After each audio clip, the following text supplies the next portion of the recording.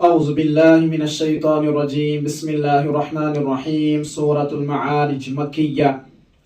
سأل سائل بعذاب واقع، مانگنے والے نے ایسا عذاب جو واقع ہونے والا ہے۔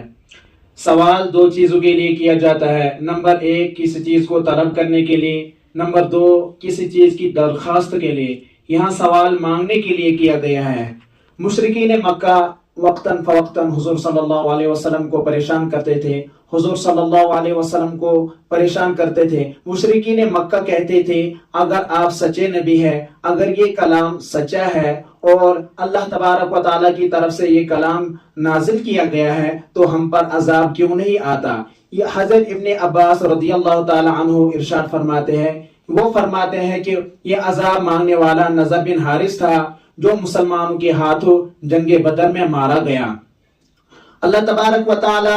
سورہ انفال میں فرماتے ہیں اللہم ان کان ھذا ھو الحق من عندک فامطر علینا حجارۃ من السماء او ائتنا بعذاب علیم۔ وہ دعا کرتا تھا کہ اگر یہ قرآن سچ ہے، یقینی ہے اور آپ کی طرف سے ہے تو ہم پر عذاب کیوں نہیں آتا، ہم پر پتھر کیوں نہیں برستے یا کوئی دوسرا عذاب ہم پر کیوں نہیں آتا۔ للکافرین لیس لہ دافع، کافروں کے لیے نہیں ہے اس کو کوئی ٹالنے والا، یعنی جب یہ عذاب واقع ہو جائے گا اس وقت کسی کی جرت نہیں ہوگی، کسی میں اتنی ہمت نہیں ہوگی جو اس عذاب کو روک سکے گا، جو اس عذاب کو ٹال سکے گا۔ من اللہ ذی المعارج، اللہ کی طرف سے جو سیڑھیوں والا ہے، اللہ کی طرف سے جو بلند مرتبے والا ہے، اللہ کی طرف سے جو آسمانوں کا مالک ہے۔ تعرج الملائکۃ والروح الیہ، فرشتے چڑھتے ہیں یعنی آسمانوں کی طرف، والروح الیہ، اور جبریل امین یا مومنوں کی روح الیہ اس کی طرف، فی یوم کان مقدارہ 50,000 سنہ، ایسے دن میں جس کی مقدار 50,000 سال ہے، یعنی جس کی مقدار 50,000 سال ہے، اس سے مراد قیامت کا دن ہے۔ حضرت ابو سعید خدری رضی اللہ تعالی عنہ ارشاد فرماتے ہیں کہ وہ فرماتے ہیں کہ ہم نے رسول اللہ صلی اللہ علیہ وسلم کے سے سوال کیا، یا رسول اللہ کیا یہ دن مسلمانوں کے لیے، کیا یہ دن مومنوں کے لیے بھی اتنا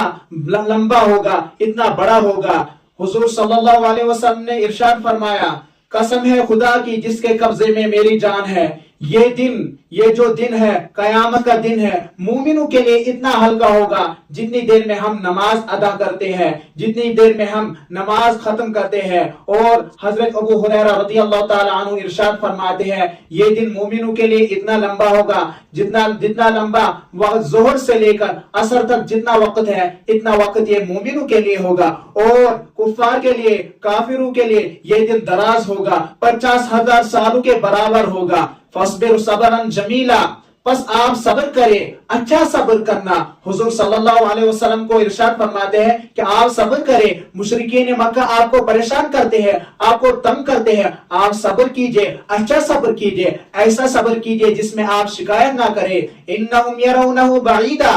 بے شک یہ لوگ اس کو دور دیکھتے ہیں، یعنی قیامت کے دن کو یہ لوگ دور دیکھتے ہیں، یہ لوگ گمان ہی نہیں کرتے ہیں کہ قیامت بھی آ سکتی ہے۔ وَنَرَاهُ قَرِيبًا، اور ہم اس دن کو قریب دیکھتے ہیں، ہم اس دن کو نزدیک دیکھتے ہیں۔ کون سا دن ہوگا؟ یوم تکون السماء کالمہل، جس دن ہو جائے گا آسمان تیل کی تلچھٹ کی طرح، یعنی تیل کے نیچے وہ کالا کالا ہوتا ہے، سیاہ سیاہ ہوتا ہے، اسی طرح آسمان ہو جائے گا۔ مراد آسمان سیاہ پڑ جائے گا، آسمان کالا پڑ جائے گا، آسمان ٹوٹ ٹوٹ کر گر جائے گا۔ وَتَكُونُ الْجِبَالُ كَالْعِهْنِ، اور پہاڑ ہو جائیں گے دنی ہوئی روئی کی طرح ہو جائیں گے، پہاڑ بھی ٹوٹ ٹوٹ کر گر جائیں گے، پہاڑ بھی روئی کی طرح،